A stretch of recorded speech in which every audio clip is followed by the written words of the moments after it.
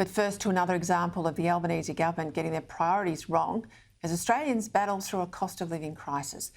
This week, the Foreign Minister, Penny Wong, announced that Australia will rejoin the UN's Green Climate Fund that Australia ditched during the Morrison government years. Australia will, of course, be expected to contribute billions of dollars to the fund. Joining me for more is the Australian's environment editor, Graham Lloyd. Well, billions and billions of dollars we pay out of our debt-laden budget, I mean, it's all borrowed money, to the UN Green Climate Fund. Where will this money be spent, Graham? Well, good evening, Peter. This is really the signature fund for the UN, and if you like, it's a slush fund that they can use to spread around the developing world and other places to fund projects that promote gender equality and other things, as well as climate ambition.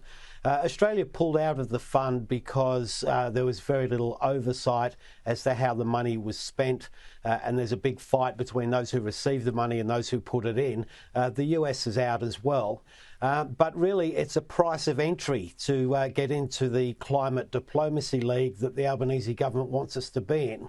And they've really made a rod for their back by offering to host a UN climate conference in cooperation with the Pacific Islands, because the Pacific Islands are now saying, well, you need to rejoin this fund before we'll talk to you about it. So this is the beginning of a very long road in pitching up funds to really fund projects in developing places. And just out of interest, the last time we were members, that China put in a bid to take pretty much the equivalent of Australia's entire contribution back out to fund projects in China. So it's a fraught endeavour, but we're back in.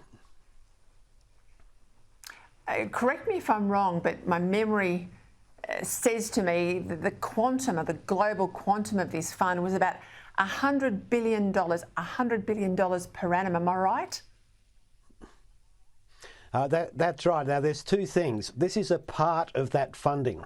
So this fund itself now has $17 billion in it. The ambition is to grow it to $50 billion by 2030.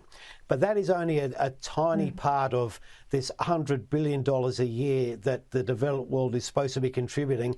And that number keeps going up. That was only the place setter for 2020. They're now talking about trillions of dollars. And we know, of course, you mentioned it there, you know, the bid is on for Australia to host one of these Copenhagen or Glasgow COP summits. God help us if we do, but anyway, that's the push. And that will only get support at the UN to get the ability to host if the Pacific Islands join with us. They say you've got to join this fund. We've rolled over and joined the fund again. But of course, these are the same Pacific Islands that are all cozying up to China and taking China's money. But China is building over 300 coal-fired power plants. Now, China's also, you know, winning over the Pacific Islands, who don't seem to worry about China's emissions. This is just a racket. Well, it's bonkers, really. We are competing with China in the Pacific for their attention. I think the mindset in the Pacific is that they certainly want to remain aligned with Australia, but they know that this climate change issue is something that they really will use as a moral position to really generate a lot of funding. The Morrison government, when it pulled out of the Green Climate Fund, said, look, we want to deal on a bilateral relationship with Pacific nations and put in place funding, and there were billions of dollars involved. They did that. What we don't know here is whether those billions stay in place, and these are new billions that go into the Green Climate Fund. And the issue with the fund is it's basically grant funding. It's not as loans, and the oversight is an issue that Australia, in the way we generally do foreign aid, would probably be very concerned about. Look, this to me smacks of that bid. Remember when Kevin Rudd was trying to get on the Security Council, and rather than spend our foreign aid in our region, he put the then Governor-General on a plane, sent it to Africa, and we were throwing money all around places that are traditionally not our foreign aid areas in order to buy votes to get that UN seat, which you hold for a couple of years, and and then it's gone. This has that same level of waste and sort of palm greasing as that did.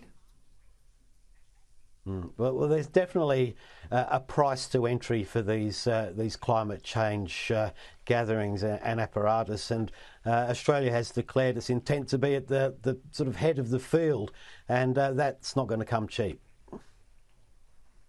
And imagine what we can do with those billions here. Sadly, we won't have them. They'll be in the hands of the UN. Graham, Lloyd, thank you. Well done on picking this up and running with it today in the media as well.